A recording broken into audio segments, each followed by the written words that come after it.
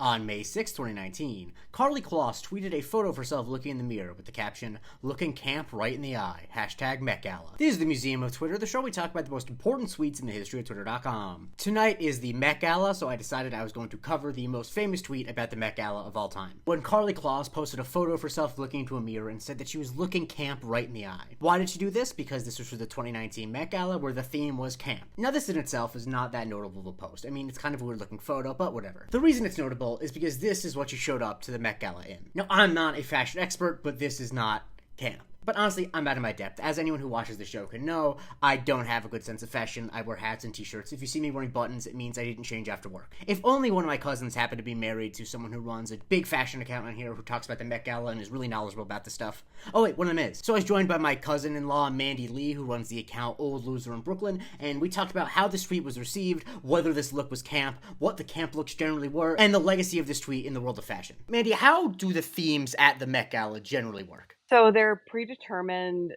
you know, a year to several years in advance. Usually we find out about them maybe like 6 months in advance, and then we find out the dress code typically at the beginning of the year. So the Met Gala is always the first Monday in May. We usually find out about the dress code in January and about the overall theme in like October, September-ish. This year, where, Karlie Kloss was looking camp right in the eye, the theme was camp. What does that signal to you in terms Yes. of dress? Like, what would you expect someone to dress like, if they are trying to fit the theme of camp? Honestly, camp is an insanely difficult theme to adhere to, in my opinion.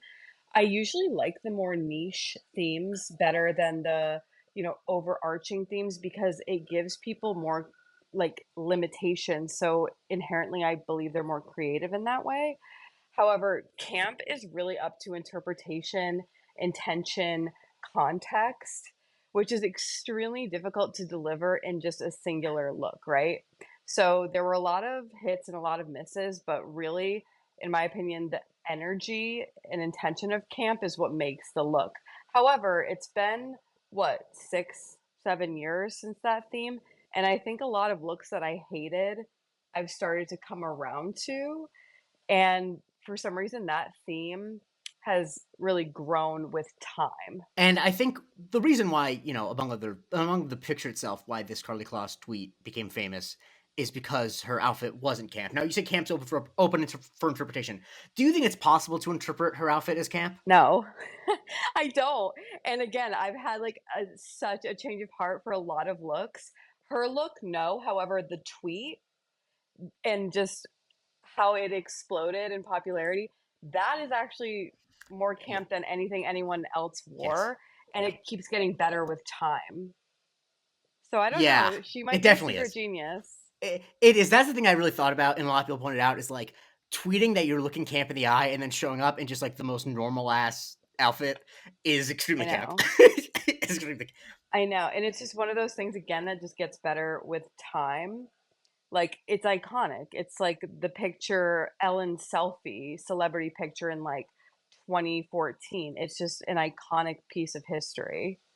Yeah, exactly. And I wouldn't know anything about taking tweets as iconic pieces of history, but how common Right? is it? How common is it for people to kind of not really adhere to the theme? Oh my God, it's so common. It's so, so common. A lot of people go with designers, or the designers, buy a table and invite guests, and their really only requirement is to dress in with the brand or dress, as the brand wants them to dress. And a lot of the times that's not adhering to the theme. It takes vision, it takes a great stylist, it takes an interesting theme and somebody who's creative as a celebrity, as a public figure, and having an amazing stylist team and designer behind you. So it's honestly more, in my opinion, it's more difficult to nail the theme than it is to everyone. I mean, a lot of people miss the theme more often than nail the theme.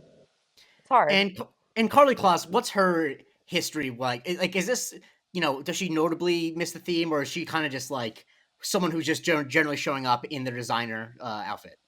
Honestly, I think she kind of falls somewhere in the middle. I don't think she, flops necessarily because I think in order to flop, you have to be wearing something truly heinous. even if you miss the theme, I think a real flop is more like you're wearing something ugly. So she more falls in the like boring sort of middle ground of things. So no, it's not really in like her history or her like trajectory to like purposely intentionally like dress bad or miss the theme, which kind of makes sense with the look that she ended up wearing. Like it doesn't hit the theme, but it's not like the worst, most No, offensive thing I've ever seen. no. And if you were dressing someone or dressing yourself for the Camp Met Gala, what would you go with? You know what? I wouldn't pick this for myself, and I wouldn't style anyone this way, but Ashley Graham's Dapper Dan look is actually the look that has grown on me with time the most. Like when I initially saw that look, I hated it so much. I was like, logos on the runway, really? No. But it's very Dapper Dan inspired, and for whatever reason, that look has totally changed as I've gotten older, as I've gotten, more, I guess, like familiar with Met Gala stuff because I do this series every year. It's my biggest night of the year normally, and I don't know why, but that look, it's that look. That's the look I would Hmm. choose because it's the one that has probably had the most impact on me long term. It's made me change my mind. That's very interesting. I would dress as Tommy Lee Jones's Two Face in Batman Forever, but we all have different ideas. There we go. That, I mean, I that mean, works that is camp. too. I mean, yeah.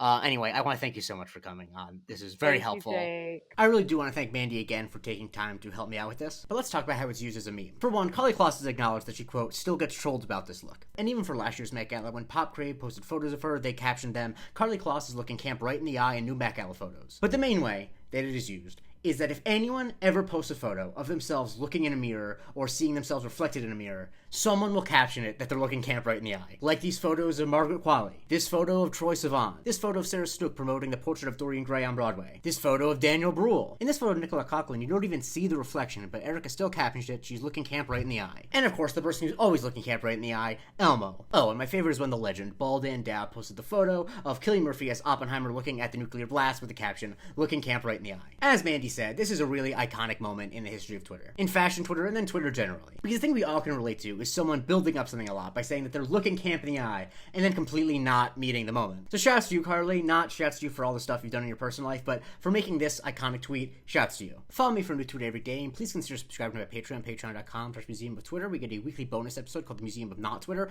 and you can vote on what I cover on Subscriber Sundays.